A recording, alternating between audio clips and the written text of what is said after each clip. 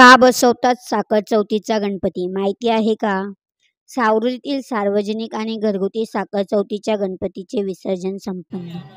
भाद्रपद महिना म्हणजे गणेशोत्सवाचा जल्लोष. या दिवसात बाजारपेठातील गल्ली न गल्ली मंगलमय रूप धारण करते. जिकडे तिकडे अत्तर, अगरबत्त्यांचा सुगंध, फळांच्या गाड्यांवर फळांचा सुबक राशी, फुल मार्केटमध्ये सजावटींची फुले, कंट्या आणि दुर्वा, सुगंधी फुलांनी मार्केट इतके मंगलमय झालेले असते की तिथून पाय पुढे निघतच नाही. काही सजावटांची दुकाने तोरण माळांनी घराघरातील गणेशाचे स्वागत करायला सज्ज झालेली असतात. पण कोकणात, विशेषतः रायगड जिल्ह्यामध्ये मात्र गणेशोत्सव इतक्या लवकर संपत नाही. रायगड जिल्ह्यामध्ये गणपतीचे विसर्जन झालं की चाहूल लागते ती भाद्रपदातल्या संकष्टीची, म्हणजेच साखर चौथीची. पुन्हा नव्याने तेच वातावरण अनुभवण्याची.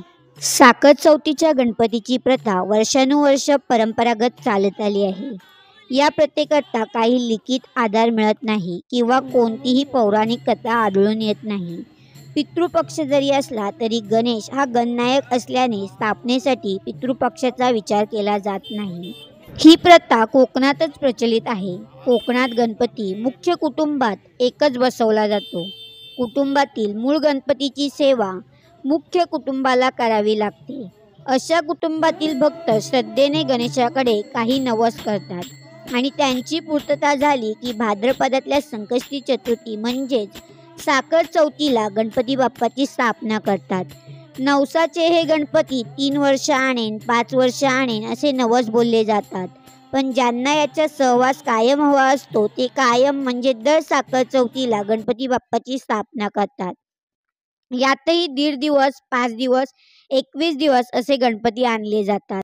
या स्थापनेमागचा दुसरा उद्देश म्हणजे हल्ली विभक्त कुटुंब पद्धती वाढत चालली आहे.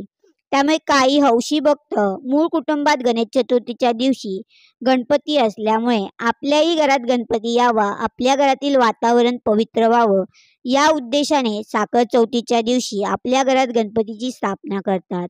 अजून एक प्रथा म्हणजे गणेश चतुर्थीच्या काळात जर घरात काही सुहेर किंवा सुतक असेल तर ते संपल्यावर त्या वर्षी साखर चौथीच्या दिवशी ते गणेश भक्त गणपतीची स्थापना करतात. हल्ली तर सणांची हौस म्हणून साखर चौथीचा सार्वजनिक गणपतीही आणला जातो. हा देखील 5 दिवस, 10 दिवस अथवा 21 दिवसांचा ठेवला जातो. याच साखर चौथीच्या गणपतीची रायगड जिल्ह्यातील खालापूर तालुक्यात सावरोलीमध्ये राधाकृष्ण मंडळ, भैरवनाथ मंडळ सावरोली आणि काही घरांमध्ये काल 21 सप्टेंबर रोजी साखर चौथीच्या गणपतींची स्थापना झाली होती. याचंच आज विसर्जन सोहळा संपन्न झाला. यावेळी राधाकृष्ण मंडळ यांनी भक्तीत तल्लीन होऊन भजन गात गणपती बाप्पा मोरया आणि विठ्ठलाच्या अभंगांचा गजर करत गणपती बाप्पाला निरोप दिला. तसेच भैरवनाथ मंडळ यांनी ढोल ताशांच्या गजरात गणपती बाप्पाला निरोप दिला. गावातील घरगुती गणपती बाप्पांना गाण्यांच्या टेक्यावर नृत्य करत निरोप दिला गेला. यावेळी सावरोलीतील महिला, पुरुष, बाळगोपाळ मोठ्या संख्येने उपस्थित होते. अशा नवनवीन बातम्या पाहण्यासाठी नवे पर्व या चॅनलला लाईक, शेअर अँड सबस्क्राईब करा.